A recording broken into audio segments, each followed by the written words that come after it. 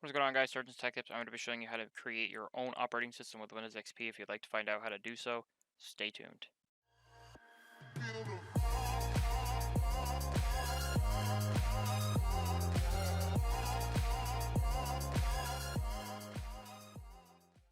Alright guys, so this is actually a very simple process. Obviously, if you're going to the coding side of things where you can do basically anything with it, no, it's not all that easy. It's not something I can even do because I know barely anything about coding. If I do, it's like maybe how to make a line. But you know. Anyway, so I'm going to be using this software called Nlight. There is a link in the description to this website. You're going to click download, and you're going to click download right here, and it's going to pop up with a download here. I recommend dragging it to your desktop if you want to download it easier. I don't know, something like that. But here's the software. It is an exe file. It's actually a shortcut, but it's still going to take me the same thing. But you will need an ISO file for Windows XP, Windows 2000, and I believe Windows 2002. Which version is it? Here, it'll tell me in the software. Windows Server 2003. That's also what you can use for it. But it looks like a very simple software. I watched a video on it. I'll put that guy's video in the description below. I think his name is Michael MJD. I've been watching him for a couple years. I really like his videos. That's how I got this video idea. If you guys want to create your own operating system, you can just watch this video. I'm not sure how long this video is going to be. I've never used the software before. And in the next episode, depending on how long this video is, I will show you guys what I did with the operating system just to see how it looks. But we're going to go ahead and click next. So you will actually have to mount the ISO file. So what you actually want to do is take the ISO file to the desktop or in the downloads folder. You're going to right click on it and you're going to go ahead and click mount right here. It's going to mount it, and then you can go ahead and close this, and then you're going to open back the software back up, and then you're going to click browse, and you can literally just go to this PC and your DVD drive. Click OK. It's going to say select where to save the CD installation files for modification. Choose or create an empty folder. I'm going to click OK. I'm going to go to the desktop and I'm going to create a new folder. I'm going to say Windows XP times 86 SP3 for Service Pack 3. And I'm going to say mod fied. I think that's how you spell that. By STT. If you guys actually want this ISO file, let me know and I will link it in the description below. Just let me know in the comments and I'll make it, and then it should be in either the description. No, I'll put it in the comments.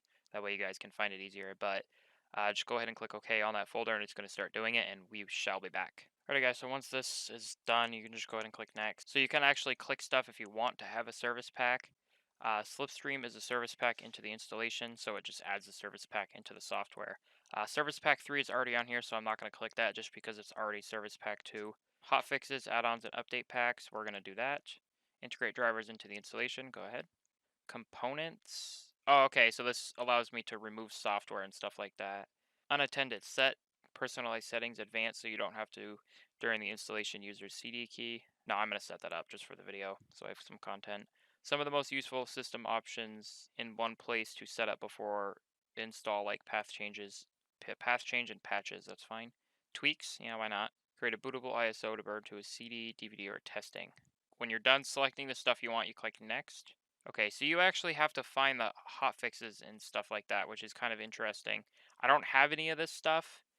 You can actually do the drivers. That was an example. I did not know this software did that, so that's a good thing. But if you guys do have drivers like I don't know, your video card driver, if you're going to actually use this seriously, then you can go ahead and do that. Okay, so select the functionality. Functionality? Did I really just fucking say that?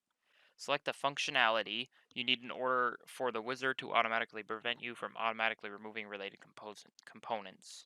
I literally don't need this. I don't need any of this. I do want to get rid of Internet Explorer though. So select the components you want to remove for the installation. Oh, so I'm not going to be able to remove it. God damn it. Alright, let's see what I can remove. Internet games I'm going to get rid of because the internet games, the support ended for them not that long ago. Briefcase, I don't think I've ever really used briefcase, but I'll keep it on there. Drivers, this is all fine. Hardware support, that's probably all fine. I don't really want to mess with that. Did that just say AGP filters? I have not heard that word in forever. Keyboards, that's fine. Languages, actually, what am I doing? So we're going to keep this one because that's all it needs, and it's going to lower the size of Windows XP. Multimedia, actually let me get rid of you. Media Center, I don't really need that. Windows Media Player, I'm going to keep that. Windows Picture and Fax Viewer, don't need that. Luna Desktop Theme, don't really need that, but I'm going to leave it. Network, just leave all that. Operating System Options. 16-bit support. Okay, so this is actually really interesting. You can really edit this. So if you want to have your own operating system basically to your liking, which will also lower some space, say you want to install it on either a flash drive to boot to the flash drive, or if you want to install like an SD card and put it in, I don't know, like a freaking Raspberry Pi. I don't know why you'd run a Windows XP on a Raspberry Pi anyway.